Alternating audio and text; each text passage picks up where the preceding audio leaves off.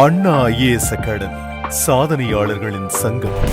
வருங்கால அரசு அதிகாரிகள் அனைவருக்கும் வணக்கம். நான் உங்கள் பொன்வேல் பாண்டியன், நடப்பு நிகழ்வுகள் ஆசிரியர். இன்றைய தினம் நவம்பர் 14ஆம் தேதிக்குரிய நடப்பு செய்திகளை டிஎன்பிஎஸ்சியோட புதிய பாடத்திட்டத்தின்படி பல்வேறு தலைப்புகளை நம்ம வழங்க போறோம். தினம்தோறும் அந்த வேலை நம்ம செஞ்சுட்டு இருக்கோம். ரெகுலரா அந்த டிஎன்பிஎஸ்சியோட பாத்தீங்கன்னா எப்படிலாம் கேள்வி கேட்கறாங்களோ அதை ரெகுலரா ஃபாலோ பண்ணிட்டு செய்தித்தாள்களை அது தொடர்பாக என்னென்ன செய்திகள் இருக்குதோ அதையும் நம்ம எடுத்து கொடுக்குறோம். பிளஸ் அந்த கரண்ட் அஃபேர்ஸ் தொடர்புடைய சப்ஜெக்ட் தொடர்புடைய பழைய அந்த ஸ்டாட்டிக் ஜிகே எப்போதுமே கேட்கக்கூடிய பொது அறிவு கேள்விகள் எல்லாத்தையும் மையப்படுத்தி சூப்பரா தினந்தோறும் தொகுத்து வழங்கிட்டு இருக்கோம். அதனால ஒரு நாள் கூட மிஸ் பண்ணாம தொடர்ந்து வீடியோவை ஃபுல்லா பாருங்க, ஸ்கிப் பண்ணாம ஒரு செகண்ட் கூட. சரிங்களா? அதை விட முக்கியமானது இந்த வீடியோல இருக்க எல்லா நோட்ஸையும் ஒரு நோட்டு போட்டு எழுதிக்கோங்க. சிரமம் பார்க்காதீங்க. சரி, இப்போ எதெல்லாம் கஷ்டம் நினைக்குமோ ஒரு லெவலுக்கு அப்புறம் எக்ஸாம் கிளியர் பண்ண முடியலன்னா ஐயோ அப்போ அதெல்லாம் போய் ஒரு பெரிய நம்ம கஷ்டம் அப்படின்னு நினைச்சோமே, சரியா இப்போ நம்ம பண்ற கஷ்டம் பெரிய கஷ்டமா இருக்கு அப்படி மாதிரி பின்னாடி யோசிக்கிற மாதிரி சிச்சுவேஷன் வந்துடக்கூடாது. அதனால கொஞ்சம் எஃபோர்ட் போடுங்க. பார்க்கும்போது இந்த வீடியோ ஒரு 20 நிமிஷம் இருந்து ஒரு 30 நிமிஷம் வீடியோவா இருக்கலாம். சரிங்களா? ஆனா அந்த 30 நிமிஷம் வீடியோக்கு நம்ம போடுற எஃபர்ட் பார்த்தீங்கன்னா மினிமம் ஒரு 4 hours மேல போட்டுட்டு இருக்கிறோம். சரிங்களா? ஒரு டீமே இதுக்காக வேலை செஞ்சுட்டு உட்காந்துட்டு இருக்கோமா, அதனால தயவு செய்து ஃபுல்லா வீடியோ பாருங்க, தொடர்ந்து ஃபாலோ பண்ணிட்டு வாங்க. அதான் முக்கியமானது. சரிங்களா? இது தவிர போனஸ் கேள்விகள், சூப்பர் சிக்ஸ் கேள்விகள் தொடர்புடைய நிறைய பழைய வீடியோ சில லிங்க் பண்ணி சில விஷயங்கள்லாம் ஷேர் பண்ணி ஒவ்வொரு வீடியோ பார்த்துட்டு இருக்கோம். முழுமைக்கும் தொடர்ந்து பாருங்க. போட்டி தேர்வில் நம்ம வெற்றி பெறுவது உறுதி. ஆரம்பிக்கலாமா? இன்றைய தினத்திற்கான நடப்பு செய்திகள் நவம்பர் 14ஆம் தேதிக்குரியது. முதல் பாயிண்டே பாருங்க. சரியா? முக்கிய தினங்கள்ல வருது தேசிய குழந்தைகள் தினம். சரியா? இந்தியாவில் தேசிய குழந்தைகள் தினம் கொண்டாடப்படும் நாள் என்னைக்கு பார்த்தீங்கன்னா நவம்பர் 14ஆம் தேதி. அன்றைய தினம் பாருங்க, தேசிய குழந்தைகள் தினம் என்பது இந்தியாவின் முதல் பிரதமரான ஜவஹர்லால் நேரு அவர்களின் பிறந்த நாளான நவம்பர் 14 அன்று கொண்டாடப்படுகிறது. சரியா? ஜவஹர்லால் நேரு குழந்தைகளுக்கு ரொம்ப பிடிக்கும். சரியா? குழந்தைகளும் அவருக்கு ரொம்ப பிடிக்கும். அதனால நேருவின் பிறந்த நாளான நவம்பர் 14ஆம் தேதி இந்தியாவில் என்ன தினமாக கொண்டாடப்படுகிறது? தேசிய குழந்தைகள் தினமாக கொண்டாடப்படுகிறது. சரிங்களா? சரி, இந்த தினம் 1957ஆம் ஆண்டு நவம்பர் 14ஆம் தேதி இந்தியாவின் முதல் தேசிய குழந்தைகள் தினமாக கொண்டாடப்பட்டது. எப்போ? ஃபர்ஸ்ட் டைம் 1957ல தான் முதல் தேசிய குழந்தைகள் தினம் கொண்டாடப்பட்டது, நவம்பர் 14 அன்னைக்கு. சரிங்களா? அதே மாதிரி இது இந்தியாவில் இன்டர்நேஷனல் லெவல்ல சர்வதேச குழந்தைகள் தினம் ஒவ்வொரு ஆண்டும் கொண்டாடப்படுவதும் நவம்பர் மாதத்துல எப்பன்னு பார்த்தீங்கன்னா நவம்பர் 20ஆம் தேதியில. சரியா? தேசிய லெவல்ல நவம்பர் 14 தேசிய குழந்தைகள் தினம், நவம்பர் 20 என்பது சர்வதேச அளவுல சர்வதேச குழந்தைகள் தினம் யுனெஸ்கோ அமைப்பினால் கடைபிடிக்கப்படுகிறது. சரியா? யுனெஸ்கோ அமைப்பினால் கடைபிடிக்கப்படுகிறது. கவனமா இருக்கு. சரியாமா? அடுத்து பாருங்க, இதுல இன்னொரு தினம் அதை சேர்த்து சொல்லிட்டு போறேன். தேசிய குழந்தைகள் தினம் என்னைக்கு பார்த்திருக்கிறோம்? நவம்பர் 14ஆம் தேதி. சரிங்களா? பொதுவா குழந்தைகள் தினத்தன்று குழந்தைகளுக்கு என்ன கொடுப்பாங்க? சாக்லேட்டு, ஸ்வீட்டு இப்படி நிறைய கொடுப்பாங்களா? இந்த சாக்லேட்டு ஸ்வீட்லாம் நிறைய சாப்பிட்டா என்ன டிசீஸ் வரதுக்கு வாய்ப்பு இருக்கு? என்ன நோய் வரதுக்கு வாய்ப்பு இருக்குது? சர்க்கரை நோய். சரியா? நீரிழிவு நோய் வரதுக்கு வாய்ப்பு இருக்குது. டயபெட்டிக்ஸ் டே. சரிங்களா? சர்வதேச இந்த டயபெட்டிக்ஸ் டே அப்படி சொல்லுவாங்களா, சர்வதேச நீரிழிவு தினம், சர்க்கரை வியாதி தினம் என்னைக்கு அப்படின்னு சொல்லி பார்த்தீங்கன்னா இந்த நவம்பர் 14ஆம் தேதி தான். அப்ப நவம்பர் 14ஆம் தேதி இந்தியாவில் தேசிய குழந்தைகள் தினம். குழந்தைகள் தினத்தன்று நிறைய ஸ்வீட்ஸ், சாக்லேட் எல்லாம் கொடுப்பாங்க. அதனால சர்க்கரை வியாதி வருது அப்படின்னு நினைச்சுக்கோங்க. ரெண்டுமே என்னைக்கு தான்? இன்டர்நேஷனல் இந்த டயபெட்டிக்ஸ் டேவும் சரி, இந்தியாவில் பார்த்தீங்கன்னா தேசிய குழந்தைகள் நேஷனல் சில்ட்ரன்ஸ் டேவும் சரி, என்னைக்கு தான்? நவம்பர் 14. மறந்துடாதீங்க. அடுத்து தொடர்புடைய செய்திகள் பாருங்க. இதுதான் எக்ஸாம்ல கேட்பாங்க. ஒரு தினமா இருக்கலாம், நடப்புல நடந்த ஒரு கரண்ட் லைஃப் நடந்த ஒரு விஷயமா இருக்கலாம். ஆனா அது தொடர்புடைய பழைய செய்திகள், அது தொடர்புடைய திட்டங்கள், முக்கியமான அறிவிப்புகள் எல்லாமே எக்ஸாம்ல கேட்கறாங்க. அதனால நம்மளும் பாத்தீங்கன்னா அதுக்காக ஒரு எஃபோர்ட்டை போட்டு மொத்தமா கொடுத்துருக்கோம். சரியா? சர்வதேச அந்த குழந்தைகள் ஆண்டு எப்போ, யாரால் கடைபிடிக்கப்படுகிறது, அதே மாதிரி இந்தியாவிலும் சரி, தமிழக அரசாலும் சரி, குழந்தைகளுக்கான முக்கியமான திட்டங்கள் எவை அப்படின்னு சொல்லிட்டு ஒரு 6-7 திட்டங்கள் இந்த வகுப்புல நம்ம பார்க்க போறோம். கவனமா இருக்கு. பாருங்க, 1959 நவம்பர் 20 அன்று ஐநா பொதுசபை குழந்தைகளின் உரிமைகள் பிரகடனத்தை ஏற்றுக்கொண்டதன் நினைவாக இந்த தேதி தேர்ந்தெடுக்கப்பட்டது. அப்போ சர்வதேச குழந்தைகள் தினம் எதை முன்னிட்டுமா? நவம்பர் 20ஆம் தேதி 1950 அன்று ஐக்கிய நாடுகள் பொது சபையில குழந்தைகள் உரிமைகள் தொடர்பான ஒரு பிரகடனம் அது ஏற்றுக்கொள்ளப்பட்டது. அந்த டேட் தான் நவம்பர் 20 இன்டர்நேஷனல் சில்ட்ரன்ஸ் டே. ஓகேவா? ஓகே. அதுக்கப்புறம் பாருங்க, நிறைய எக்ஸாம்ல கேட்டது 1979. சரியா? 1979 பார்த்துங்க, சர்வதேச குழந்தைகள் ஆண்டாக அறிவிக்கப்பட்டது. ஐக்கிய நாடுகள் சபை ஒவ்வொரு ஆண்டையும் சில விழிப்புணர்வு வரணும், மக்களுக்கு நிறைய செய்திகள் தரணும் அப்படிங்கிறதுக்காக ஐக்கிய நாடுகள் சபை ஒவ்வொரு ஆண்டையும் ஒவ்வொரு ஆண்டாக அறிவிச்சிருக்காங்க, சிறப்பு ஆண்டாக அறிவிப்பாங்க. அந்த வகையில இன்டர்நேஷனல் இயர் ஆஃப் சில்ட்ரன்ஸ் அப்படிங்கிற மாதிரி சர்வதேச குழந்தைகள் ஆண்டாக எந்த வருஷத்தை அறிவிச்சிருக்காங்க? 1979. மறக்க கூடாது. சரியா? ரொம்ப ரொம்ப முக்கியமானது. இது யுனெஸ்கோவினால் அறிவிக்கப்பட்டது. ஐநாவின் கீழ் செயல்படும் யுனெஸ்கோ அமைப்பினால் தான் இது அறிவிக்கப்பட்டது. மறக்க கூடாது. சரியா? ரொம்ப முக்கியமானது, கவனமா இருக்கு. அடுத்து திட்டங்கள். அந்த திட்டங்கள் எல்லாமே இன்னைக்கு நம்ம பார்க்கக்கூடிய திட்டங்கள் எல்லாமே பெண் குழந்தைகள். சரியா? பெண் குழந்தைகள் அல்லது குழந்தைகள் தொடர்பான திட்டங்கள். சரிங்களா? பாருங்க, பெண் குழந்தைகள் தொடர்பான முக்கியமான திட்டங்கள். சரிங்களா? குழந்தைகள், பெண் குழந்தை எல்லாமே உள்ள வருவாங்க. ரொம்ப முக்கியமான திட்டங்கள் மட்டும் பார்க்கலாம். முதல் திட்டம் பாருங்க, பேட்டி பச்சாவோ பேட்டி பத்தாவோ. சரியா? மத்திய அரசால் தொடங்கப்பட்ட ஒரு சூப்பரான ஒரு பிரச்சார திட்டம்.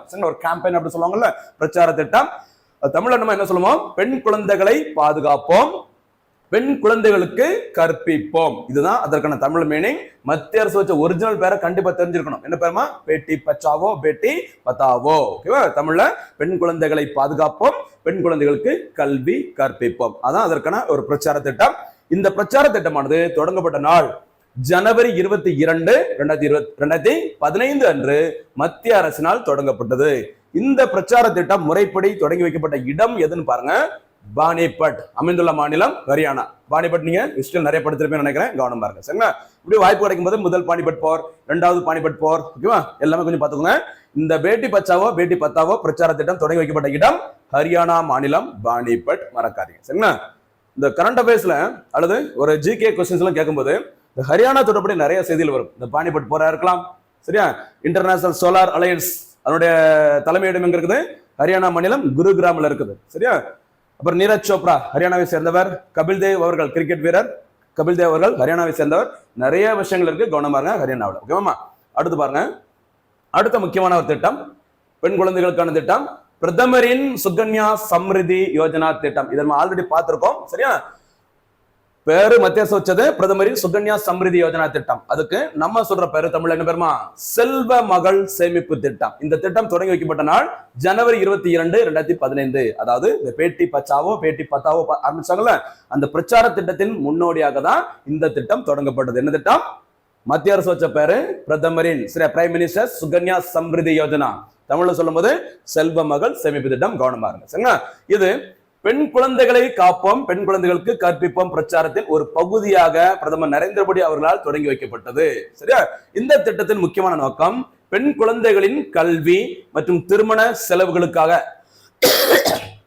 சேமிப்பினை ஊக்குவிப்பதற்காக தான் இந்த திட்டம் தொடங்கப்பட்டது. அதாவது ஒரு வீட்டுல அதிகபட்சம் 2 பெண் குழந்தைகள் இந்த சேமிப்பு திட்டத்தின் கீழ் சேர முடியும். சரிங்களா? பக்கத்துல இருக்க போஸ்ட் ஆபீஸ்லயோ அல்லது முக்கியமான அந்த தேசியமயமாக்கப்பட்ட வங்கிகளே சரி, இந்த சேமிப்பு கணக்கை தொடங்க முடியும். இந்த திட்டத்துல சேர்ற பெண் குழந்தைகள் பேர்ல ஓகேவா, குறைந்தபட்சம் ரூபாய் 250 முதல் அதிகபட்சம் 1,50,000 வரைக்கும் நீங்க சேமிப்புல அந்த அக்கௌண்ட்ல போட்டு வைக்கலாம். சரிங்களா?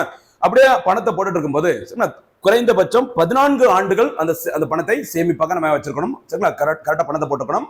அதன் பிறகு அவங்களோட 18 வயசு வரும்போது, அது பெண் குழந்தையின் 18 வயது வரும்போது அவங்க சேமித்த மொத்த தொகையில பாதி பணம் 50% என்ன பண்ணிக்கலாம், நம்ம உயர்கல்விக்காகவோ அல்லது ஒரு திருமண செலவுக்காக பயன்படுத்திக்கலாம். 21 வயசு வரும்போது மொத்த முதிர்வு தொகை பிளஸ் அதற்கான வட்டி எல்லாம் சேர்ந்து கிடைக்கும் அந்த பெண் குழந்தைக்காக. சரிங்களா? முதல்ல மத்திய அரசால் பெண் குழந்தைக்கான ஒரு சூப்பரான சேமிப்பு திட்டம் பிரதமரின் சுகன்யா சம்ரிதி யோஜனா என்று அழைக்கப்படும் செல்வ மகள் சேமிப்பு திட்டம். சரிங்களா? 10 வயதுக்குட்பட்ட 2 பெண் குழந்தைகள் மட்டும் தான் இந்த இடத்துல சேர முடியும். ஒருவேளை ஃபர்ஸ்ட் ஒரு பெண் குழந்தை பிறந்துட்டு 2வது முறையாக 2 ட்வின்ஸ், சரியா, 2 ட்வின்ஸ் இரட்டை குழந்தைகள் பிறந்திருக்கிறாங்க. அந்த இரட்டை குழந்தைகளுமே பெண் குழந்தைகள் இருந்தா 3 பெண் குழந்தைகள் இந்த இதுல சேர முடியும். ஓகேவா? அடுத்து முக்கியமானது ஒரு பழைய திட்டம், ஆனா அடிக்கடி எக்ஸாம்ல இன்னைக்கு வரைக்கும் கேட்டு இருக்கிற திட்டம், ஒருங்கிணைந்த குழந்தைகள் வளர்ச்சி திட்டம். சரியா? இன்டகிரேட்டட் சைல்ட் டெவலப்மெண்ட் சர்வீசஸ் சொல்லுவாங்க. இந்த ஐசிடிஎஸ் திட்டமானது தொடங்கப்பட்ட நாள் காந்தி ஜெயந்தியை முன்னிட்டு அக்டோபர் 2, 1975 அன்று இந்த திட்டம் தொடங்கப்பட்டது. ஷார்ட்டா என்ன பேருமா? ஐசிடிஎஸ். மறக்காதீங்க. இந்த ஐசிடிஎஸ் திட்டத்துக்குள்ள நிறைய துணை திட்டங்கள் இருக்கு, ரொம்ப முக்கியமானது. சரிங்களா? சரி, இந்த திட்டத்துல என்ன செய்றாங்க அப்படின்னா 6 வயதிற்குட்பட்ட குழந்தைகள் மற்றும் தாய்மார்கள் அவங்களும் வராங்க. சரி, தாய்மார்களுக்கு ஊட்டச்சத்து உணவு, சரியா, பாலர் கல்வி, சுகாதாரம், நோய் தடுப்பு மற்றும் சுகாதார பரிசோதனை போன்ற சேவைகள் வழங்கப்படுகிறது. எத்தனை வயதுக்குட்பட்ட குழந்தைகள்? அதுதான் முக்கியம், 6 வயதுக்குட்பட்ட. ஏன்னா நிறைய திட்டங்களை 5 வயதுக்குட்பட்டன்னு வரும். இந்த போலியோ சொட்டு மருந்தும் 5 வயதுக்குட்பட்ட குழந்தைகள் கொடுப்பாங்க. நிறைய இடங்கள்ல குழந்தைகள் சொல்லும்போது 5 வயதுக்கு உட்பட்ட குழந்தைகள் சொல்லுவாங்க. இங்க நம்ம என்ன பார்க்கிறோம்? 6 வயது. ஓகேவா? கவனமா இருக்கு. அடுத்ததாக என்ன ஸ்கீம் பாருங்கம்மா. இந்த ஸ்கீமோட பேரு இப்படி படிங்க, இங்க இருந்து படிங்க. PM கேர்ஸ் குழந்தைகள் திட்டம். சரி, PM கேர்ஸ் குழந்தைகள் திட்டம் தொடங்கப்பட்ட நாள் மே 29, 2021. இந்த PM கேர்ஸ்ங்கிறது வேற ஒரு திட்டம். சரிங்களா? இதை வந்துட்டு அதாவது இந்த ஸ்கீம் லைட்டா சொல்லிட்டு போயிடுறேன். இது குழந்தைகளுடன் தொடர்புடைய திட்டம் கிடையாது, வேற ஒரு திட்டம். உங்களுக்கு தெரிஞ்சிருக்கும். COVID-19 டைம்ல சரிங்களா, இந்த கொரோனாவினால் பாதிக்கப்பட்ட நபர்கள், குழந்தைகள், குடும்பங்களுக்கு உங்களால முடிந்த நிதி உதவி வழங்குங்க அப்படின்னு சொல்லிட்டு மத்திய அரசால் தொடங்கப்பட்டதான் PM கேர்ஸ் நிதி திட்டம் சொல்லுவாங்க. PM கேர்ஸ் ஃபண்ட் ஸ்கீம் சொல்லுவாங்க. அதன் ஒரு பகுதியாக தான் PM கேர்ஸ் குழந்தைகள் திட்டம் தொடங்கப்பட்ட நாள் மே 29, 2021. மறக்கக்கூடாது. இந்த திட்டம் மார்ச் 11, 2020 முதல் பிப்ரவரி 28, 2022 வரையிலான காலகட்டத்தில் COVID-19 தொற்று நோயால் பெற்றோர் அல்லது சட்டப்பூர்வ பாதுகாவலர் போன்றவரை இழந்த குழந்தைகளுக்கு விரிவான ஆதரவை வழங்குவதாக நோக்கமாக கொண்டுள்ளது. அதான் 2020 இருந்து 2022 பயங்கரமா COVID-19 ஸ்ப்ரெட் ஆயிட்டு இருந்த டைம். அந்த டைம்ல COVID-19 காரணமாக தன்னுடைய பெற்றோரை அல்லது பாதுகாவலரை இழந்த குழந்தைகளுக்கு ஒரு சூப்பரான ஒரு ஆதரவு, ஒரு நிதி ஆதரவை வழங்குவதற்காக தான் இந்த திட்டம் தொடங்கப்பட்டது. சரிங்களா? ஓகே, என்ன பண்றாங்கன்னு சொல்லி பாருங்க. பெற்றோரை இழந்த குழந்தைகளுக்கு வங்கி கடன்களுக்கான வட்டி, கல்வி உதவித்தொகை மற்றும் சுகாதார காப்பீடு போன்ற நிதி உதவிகளை வழங்குகிறது இந்த திட்டம். சரியா? எல்லாமே யாருக்கான திட்டமாக இருக்கும்? பெண் குழந்தைகள், குழந்தைகளுக்கான திட்டம். ஏன் அப்படின்னா இன்றைய தினம் நவம்பர் 14 தேசிய பெண் குழந்தைகள் தினம். அடுத்த முக்கியமான ஒரு திட்டம் பாருங்க. 5வது முக்கியமான திட்டம் சமர்த்தியா துணை திட்டம். சரியா? இது வேற ஏதோ ஸ்கீம் இருக்குது, அதுக்கு கீழே ஒரு துணை திட்டம் இருக்கு. அந்த திட்டத்தின் பேர் தான் சமர்த்தியா திட்டம். பாருங்க, மிஷன் சக்தி திட்டத்தின், அதாவது பெண்களுக்காக. சரியா? பெண்களுக்காக. சக்தி அப்படின்னாலே பெரும்பாலும் இந்த பெண்களை குறிக்கும், பெண் தெய்வங்களை குறிக்கும். அதே பேர்ல மிஷன் சக்தி திட்டத்தின் கீழ் சமர்த்தியா என்ற துணை திட்டம் ஜூலை 14, 2022 அன்று தொடங்கப்பட்டது. இந்த இடத்துல ஒரு சின்ன போனஸ் கேள்வி. மிஷன் சக்தி திட்டம் எப்போது தொடங்கப்பட்டது? அது கொஞ்சம் பதில சொல்ல பார்க்கலாம். மிஷன் சக்தி திட்டம் எப்போது தொடங்கப்பட்டது? நிறைய மாணவ நண்பர்கள் ரொம்ப ஆச்சரியமா இருக்குது. சில நேரங்களில் சில கேள்விகளுக்கு நான் போனஸ் கேள்வியை கேட்டுட்டு இதுக்கெல்லாம் எங்க பதில் சொல்ல போறாங்க அப்படின்னு நினைச்சிருப்பேன். ஆனா சூப்பரா அதையும் தாண்டி புனிதமானது அப்படிங்கிற மாதிரி நிறைய பேர் போனஸ் கேள்வி அது தொடர்புடைய எக்ஸ்ட்ரா சில பாயிண்ட்ஸும் சேர்த்து சூப்பரா பதில் சொல்றாங்க. சூப்பர் சிக்ஸ் கேள்விகளுக்கு நிறைய பேர் சூப்பரா பதில் சொல்லிட்டு இருக்கு. இதை தொடர்ந்து ஃபாலோ பண்ணுங்க. கண்டிப்பா சொல்றேன், ஒரு சூப்பரான ஒரு டாப் ரேங்க்ல நீங்க உங்களால வர முடியும். ஏன்னா இன்னைக்கு போட்டித் தேர்வுல சரியா சப்ஜெக்டா இருக்கலாம், லாங்குவேஜா இருக்கலாம், மேக்ஸா இருக்கலாம், கிட்டத்தட்ட எல்லாரும் ஓரளவுக்கு ஈக்குவல் மார்க் எடுத்துறாங்க. சரியா? எப்படியாச்சும் கஷ்டப்பட்டு அதை வேறுபடுத்தி காட்டி தரவரிசை யார் வந்துட்டு உள்ள இருக்கிறாங்க, யார் கீழே இருக்கிறாங்க, அது டாப்ல வராங்க அப்படின்னு காட்டுறது மேக்ஸிமம் கரண்ட் அஃபேர்ஸ். கவனமா இருங்க, விட்டுறக்கூடாது. சரிங்களா? அவங்க உங்களுக்கு ஃபியூச்சரான ஒரு நல்ல சூப்பரான ஒரு ஃபியூச்சர் இருக்குமா, கவலைப்படாது. சரிங்களா? சரி, இந்த மிஷன் சக்தி திட்டத்தின் கீழ் சமர்த்தியா துணை திட்டம் ஜூலை 14, 2022 அன்று தொடங்கப்பட்டது. மிஷன் சக்தியின் கீழ் வரும் இந்த திட்டம் ஆதரவற்ற குழந்தைகளுக்கு நிதி உதவி வழங்குகிறது. ஆதரவற்ற குழந்தைகள், சரி, பெற்றோர்கள் இழந்த அனாதையா இருக்கிற அந்த குழந்தைகளுக்கு நிதி உதவி வழங்கும் திட்டம் தான் சமர்த்தியா அப்படிங்கிற திட்டம். இது மிஷன் சக்தியின் ஒரு துணை திட்டமாகும். இது முன்னர் தேசிய குழந்தைகள் காப்பக திட்டம் என்று அழைக்கப்பட்டது. கவனமா இருங்க, முக்கியமானது. சரியாமா? அடுத்து ஒருங்கிணைந்த குழந்தைகள் பாதுகாப்பு திட்டம். நம்ம ஏற்கனவே ICDS பார்த்தோம், அது 1975. சரியா? இங்க ஒரு ஸ்கீம் பார்க்கிறோம். என்னன்னு பாத்தீங்கன்னா ஒருங்கிணைந்த குழந்தைகள் பாதுகாப்பு திட்டம். சரியா? ICPS, integrated child protection scheme. சரி, பாதுகாப்பு திட்டம். இந்த திட்டம் தொடங்கப்பட்ட ஆண்டு 2009. ஒவ்வொரு வகுப்புலையும் 2009 வரும்போதெல்லாம் நம்ம 2009 என்ன சம்பவம் அப்படிங்கிற மாதிரி பார்த்தோம். ஞாபகம் இருக்கா? உங்களுக்கு தெரிஞ்ச சொல்லுங்க, வாய்ப்பு கடைமை ரிவிஷன் பண்ணுங்க. ஏன்னா நம்ம இப்பதான் கரண்ட் அஃபேர்ஸ் டீட்டெயிலா நிறுத்தி முன்னாடி பின்னாடி பழசு எல்லாத்தையும் அலசி ஆராய்ச்சி படிக்க முடியும். கடைசி ஒரு 1 மந்த்ல பாத்தீங்கன்னா இந்த மாதிரி படிக்க டைம் கிடைக்காது. நல்ல டைம் இருக்குது, மெதுவா சூப்பரா ஒரு ஃபவுண்டேஷன் போடுங்க. இப்போ 2009 அப்படின்னா என்ன ஞாபகம் வரணும் சொல்ல பார்க்கலாம். நம்ம எல்லாருமே காலையில தூங்கி முழிக்கிறது கடைசியா எதை பார்த்துட்டு தான் தூங்குறோம்? வாட்ஸ்அப். சரியா? வாட்ஸ்அப் அறிமுகப்படுத்தப்பட்டது 2009. அடுத்து கல்வி உரிமை சட்டம் RTE. சரியா? RTE. அடுத்து இந்தியாவில் ஆதார் அறிமுகம் 2009. அடுத்தாப்புல AR ரஹ்மான் அவர்களுக்கு 2 ஆஸ்கார் விருது ஸ்லம்டாக் மில்லியன் படத்திற்கு வழங்கப்பட்டது 2009. அடுத்து LTTE லீடர் சரியா பிரபாகரன் அவர்கள் கொல்லப்பட்ட வருஷம் 2009. இப்படி நிறைய இருக்குது. அதே வருஷத்துல தான் என்ன ஸ்கீம் தொடங்கியிருக்கிறாங்க? ICPS என்று அழைக்கப்படும் ஒருங்கிணைந்த குழந்தைகள் பாதுகாப்பு திட்டம். மறக்க கூடாது. சரியாமா? ஓகே, இது எதற்காக சொல்லி பாருங்க. கடுமையான மற்றும் பிரச்சனையான சூழ்நிலைகளில் உள்ள குழந்தைகளின் பாதுகாப்பு சூழலை உருவாக்குவதை நோக்கமாக கொண்டது. சரிங்களா? ஏதாவது பிரச்சனை இருப்பாங்க, சரி, அவங்களுக்கு இருக்கிற ஒரு அட்மாஸ்பியர் நல்லா இருக்காது, அவங்களுக்கு ஒரு சேஃபான பாதுகாப்பான ஒரு சூழல் இருக்க வேண்டும். அதற்காக தான் ஒருங்கிணைந்த குழந்தைகள் பாதுகாப்பு திட்டம் மத்திய அரசினால் தொடங்கப்பட்டது. எந்த வருஷம்? 2009ஆம் ஆண்டு. கவனமா இருக்கு. சரிங்களா? ஓகே, அடுத்து நம்ம தமிழ்நாட்டில் இருக்கிற முக்கியமான ஒரு பெண் குழந்தை திட்டம் முதலமைச்சரின் பெண் குழந்தைகள் பாதுகாப்பு திட்டம். சரிங்களா? 1992ஆம் ஆண்டில் தமிழக அரசினால் தொடங்கப்பட்டது. அப்போது தமிழ்நாட்டின் முதலமைச்சராக இருந்தவர் முன்னாள் முதலமைச்சர் செல்வி ஜெயலலிதா அம்மையார் அவர்கள். ஓகேவா? எப்ப தொடங்கி இருக்கிறாங்க? 1992ல, மறக்க கூடாது. சரிங்களா? 92ல உருவாக்கப்பட்ட முக்கியமான ஒரு தேசிய அமைப்பு என்னமா? 1992ல என்ன வரணும்? 1992 NCW, மறக்க கூடாது. சரி, NCW தேசிய மகளிர் ஆணையம், நேஷனல் கமிஷன் ஃபார் விமன். சரிங்களா? கவனமா இருங்க. இதன் தற்போதைய தலைவராக இருப்பவர் போனஸ் கேள்வி. சொல்ல பார்க்கலாம்.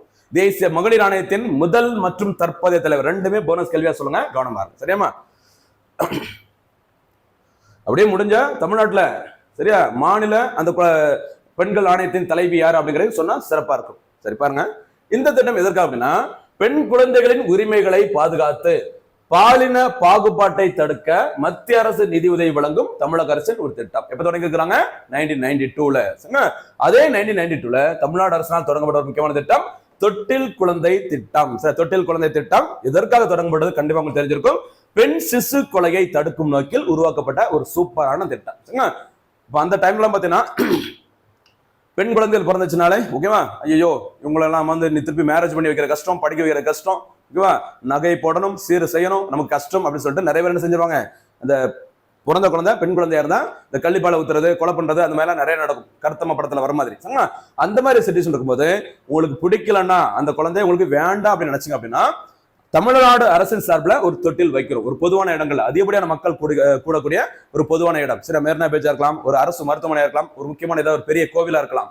அதிக பேர் பொதுமக்கள் கூடக்கூடிய ஒரு இடத்துல தமிழ்நாடு அரசு ஒரு தொட்டில் வைப்பாங்க.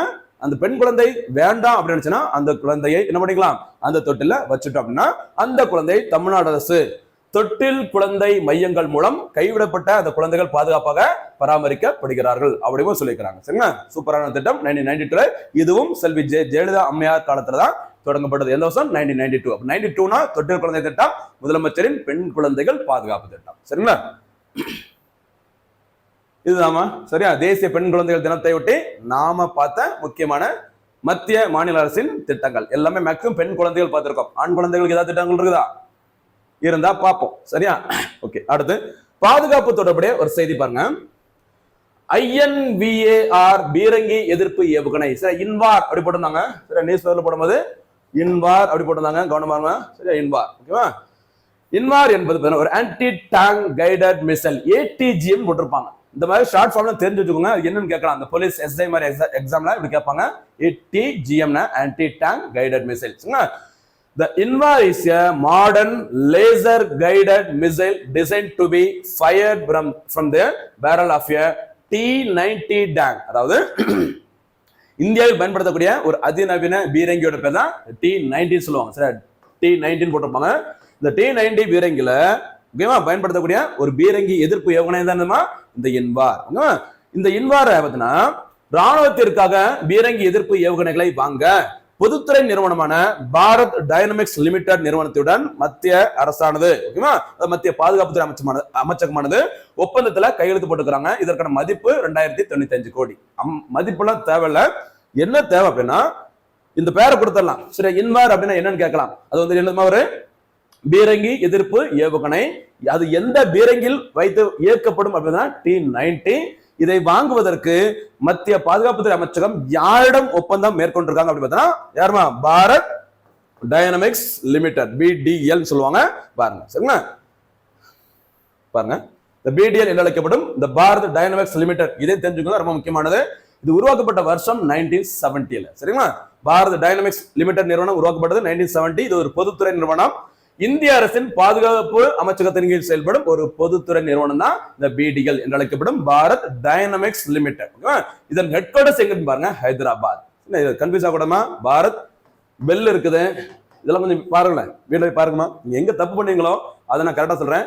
BEL இங்க பாக்குறது BDL, அடுத்து நான் சொல்றது BEL, அடுத்து BH, சரி, போர்டு மாதிரி நினைச்சிட்டேன். BHEL. ஓகேவா? இதை கொஞ்சம் பாருங்களேன், கொஞ்சம் ரெஃபர் பண்ணி பாருங்க. இதோட விரிவாக்கம் என்ன, எந்த ஆண்டு உருவாக்கப்பட்டது, இதோட ஹெட் குவார்டர்ஸ் எங்க இருக்குது. ஓகேவா? அதே மாதிரி இந்த பெல்லோட ஹெட் குவார்டர்ஸ் தமிழ்நாட்டில் எங்க இருக்கு, அதையும் முடிஞ்சா போனஸ் கேள்வியா பதில சொல்லுங்க. சரிங்களா? ஓகே, பாருங்கம்மா.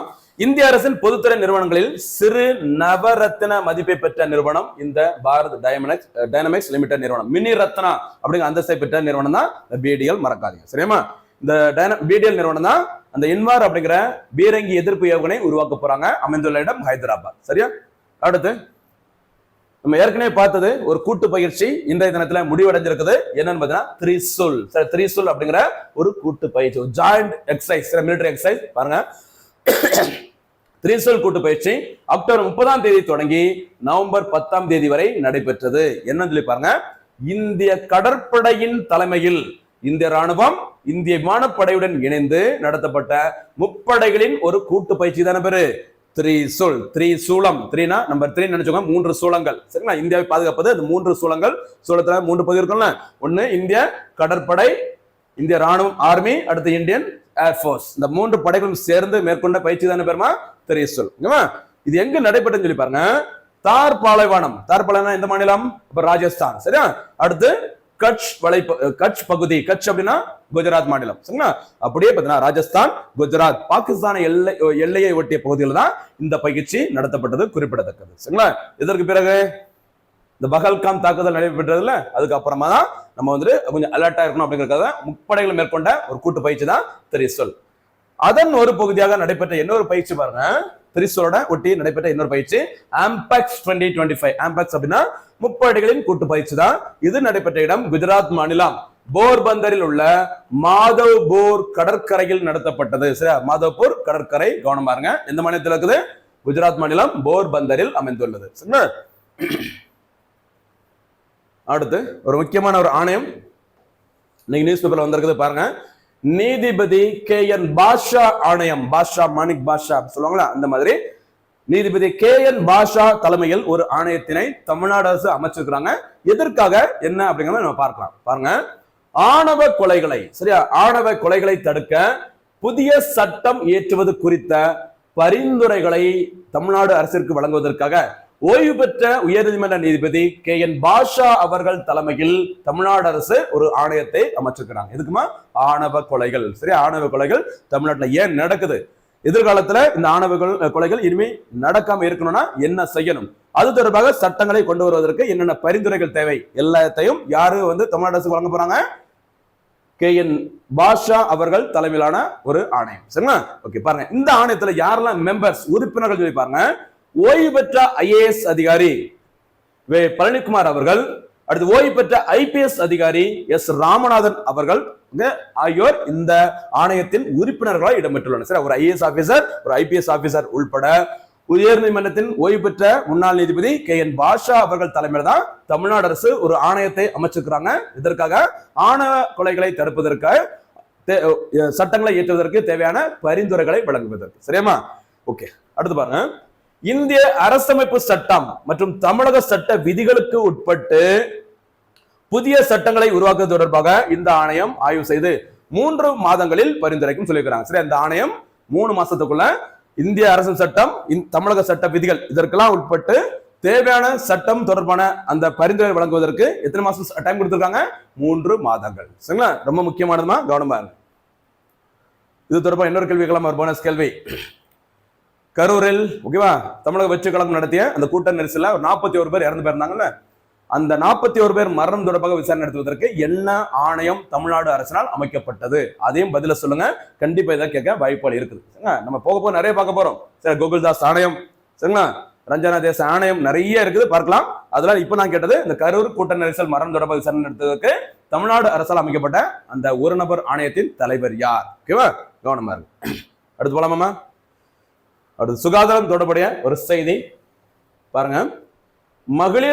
மகளிரின் நல்வாழ்விற்காக நடமாடும் மருத்துவ ஊர்தி. சரியா, நடமாடும் மருத்துவ ஊர்தியை இன்றைய தினத்துல பாத்தீங்கன்னா, நேற்றைய தினத்துல தமிழக முதலமைச்சர் மு க ஸ்டாலின் அவர்கள் தொடங்கி வச்சிருக்கிறாங்க. என்ன சிறப்பு அப்படிங்கிறத பாருங்க. இந்த நடமாடும் அந்த மருத்துவ வாகனங்கள் முதற்கட்டமாக தொடங்கி வைக்கப்பட்ட இடம் காஞ்சிபுரம். சரி, காஞ்சிபுரத்தில் தமிழக முதல்வர் மு க ஸ்டாலின் அவர்கள் தொடங்கி வச்சிருக்கிறாங்க. இது முக்கியமான நோக்கம் என்னன்னு சொல்லிப்பாங்க, புற்றுநோய் தடுப்பு மற்றும் பராமரிப்பு திட்டத்தின் கீழ் மகளிர் நல்வாழ்விற்காக ரூபாய் 40 கோடி செலவில் 38 நடமாடும் மருத்துவ ஊர்திகள் உருவாக்கப்பட்டுள்ளது. அதுல முதற்கட்டமாக அந்த வாகனம் எங்கு தொடங்கி வைக்கப்பட்டுள்ளது? காஞ்சிபுரத்தில் தொடங்கி வைக்கப்பட்டுள்ளது. சரிங்களா? இந்த நடமாடும் மருத்துவ ஊர்தியின் மூலமாக பெண்கள் வசிக்கும் வசிப்பிடத்திற்கு அருகிலேயே 3 முக்கிய புற்றுநோய்களான 3 வழிகளில் பெண்களுக்கு அதிகமாக புற்றுநோய்கள் ஏற்பட வாய்ப்பு இருக்கு. சரிங்களா? என்னென்ன புற்றுநோய்கள்லாம்? கர்ப்பப்பை வாய் புற்றுநோய், மார்பக புற்றுநோய், அடுத்து வாய் புற்றுநோய்களுக்கான பரிசோதனை மற்றும் பிற நோய்களான சர்க்கரை வியாதி, நீரிழிவு நோய், உயர் ரத்த அழுத்தம் பிபி, அடுத்து இரத்த சோகை அனிமியா, இதய நோய்கள் போன்றவற்றிற்கான பரிசோதனைகளும் இந்த நடமாடும் வாகனத்தில் வழங்கப்படும் சொல்லியிருக்கிறாங்க. சரிங்களா? ரொம்ப முக்கியமானமா பெண்களின் பாதுகாப்பிற்காக, பெண்களின் சுகாதாரத்திற்காக, ஓகேவா, பெண்களின் நல்வாழ்விற்காக தமிழ்நாடு அரசு என்ன நடவடிக்கை எடுத்துக்கிறாங்க எல்லாமே போக்கஸ் பண்ணுங்க. அது பிரிலிம்ஸ்க்கும் யூஸ்ஃபுல்லா இருக்கும், மெயின்ஸ்க்கும் யூஸ்ஃபுல்லா இருக்கும், கவனமா இருங்க. சரிங்களா? இந்த வாகனத்தில் என்னென்ன வசதிகள் இருக்குன்னு சொல்லி பாருங்க. டிஜிட்டல் மேமோகிராஃபி, இசிஜி கருவி, செமி ஆட்டோ அனலைசர் உட்பட பல வசதிகள் ஏற்பாடு செய்யப்பட்டுள்ளன. நம்ம அடிக்கடி ஹாஸ்பிட்டல் போகும்போது இந்த இசிஜி எடுக்கணும் சொல்லுவாங்கல்ல. போனஸ் கேள்வி, இசிஜி என்பதன் விரிவாக்கம் என்ன? நடைமுறை வாழ்க்கையில அது மருத்துவம் தொடர்பாக இருக்கலாம், கம்ப்யூட்டர், செல்போனா இருக்கலாம், நீங்க பயன்படுத்தக்கூடிய ஐடி கார்டுல ஏதாச்சும் ஒரு ஷார்ட் ஃபார்ம் கொடுத்திருப்பாங்க, ஐஎம்இஐ நம்பர் கேட்டிருந்தேன். ஓகேவா? அந்த மாதிரி எதெல்லாம் நம்ம நடைமுறை வாழ்க்கையில ஷார்ட் ஃபார்ம்ல யூஸ் பண்றோமோ ஒரு விரிவாக்கம் கண்டிப்பா தெரிஞ்சுக்கோங்க. அதுதான் எக்ஸாம்ல கேட்பாங்க. இசிஜியின் விரிவாக்கம் என்ன? சரிங்களா? கவனமா இருங்க. சூப்பரான திட்டம் பார்த்திருக்கோம். அடுத்ததாக ஒரு விருது நம்ம ஏற்கனவே பார்த்ததான், இருந்தாலும் இந்த விருது ஃபர்ஸ்ட் நம்ம ஏற்கனவே வீடியோ பார்க்கும்போது அறிவிக்கப்பட்டதுன்னு சொல்லி பார்த்திருந்தோம். இந்த தினத்துல வழங்கப்பட்டது. அதனால இன்னொரு பார்க்கறதுல தப்பு இல்ல, பாருங்க. தோட்டா தரணிக்கு செபாலியே விருது. சரிங்களா? கலை, ஆர்ட்ஸ், சரியா, இலக்கியம், அறிவியல் துறைகளில் சிறந்து விளங்குவதற்கு பிரான்ஸ் நாட்டினால் வழங்கப்படும் ஒரு முக்கியமான விருதா தி செபாலியே விருது. சரிங்களா? சென்னையில் உள்ள பிரான்ஸ் கலாச்சார மையத்தில் நடைபெற்ற விழாவில் இந்தியாவிற்கான பிரான்ஸ் தூதர் தியேரி மாத்தோ கலை இயக்குனர் தோட்டா தரணிக்கு செபாலியே விருதினை வழங்கி கௌரவித்தார். அப்போ கலை, இலக்கியம், அறிவியல் துறையில யார் சிறந்து விளங்குறாங்களோ அவங்களுக்கு இந்த செபாலியே விருது வழங்கப்படுகிறது. இந்த விருது யாரால் வழங்கப்படுகிறது? பிரான்ஸ் நாட்டினால். ஓகேவா? அதனால சென்னையில் நடைபெற்ற நிகழ்ச்சியில இந்தியாவிற்கான பிரான்ஸ் நாட்டின் தூதரான தியேரி மாத்தோ அவர்கள் தோட்டா தரணி அவர்களுக்கு இந்த செபாலியே விருதினை வழங்கி கௌரவிச்சிருக்கிறாங்க. தோட்டா தரணி அவர்கள் அந்த பொன்னியின் செல்வன்ல இருந்து சிவாஜி படம், சரி, அந்த படம் என்னெல்லாம் பெரிய பெரிய பிரம்மாண்டம், இந்த பாய்ஸ் படம், சரியா, அதெல்லாம் பாத்தீங்கன்னா பெரிய லெவல சூப்பரா செட்டு போட்டுப்பாரு. அதை கௌரவிக்கிற மாதிரி தான் தோட்டா தரணி அவர்களுக்கு செபாலியே விருது வழங்கப்பட்டுள்ளது. அது மாதிரி இன்னொரு கூடுதல் செய்தி பார்த்த ஞாபகம் இருக்கா? ஆக்ஸ்போர்ட் பல்கலைக்கழகத்துல தந்தை பெரியாரின் உருவப்படம் இடம்பெற்றிருந்தது. அந்த உருவப்படத்தை, அந்த ஓவியத்தை வரைந்தவர் யாருமா? தோட்டா தரணி அவர்கள். அதை வரைஞ்சு தமிழக முதல்வரிடம் வழங்கினாங்க. முதல்வர் மு.க. ஸ்டாலின் அவர்கள் அந்த ஓவியத்தை, தந்தை பெரியாரின் ஓவியத்தை எங்க வச்சிருக்கிறாங்க? ஆக்ஸ்போர்ட் பல்கலைக்கழகத்துல. அது ஒரு கூடுதல் செய்தி, கவனமா இருங்க. சரிங்களா? இதுக்கு முன்னாடி சரிங்களா நிறைய பேர் வாங்கியிருக்காங்க இந்தியாவில இருந்து செபாலியே விருது. அமிதாப் பச்சன், ஷாருக் கான் வாங்கியிருக்காங்க.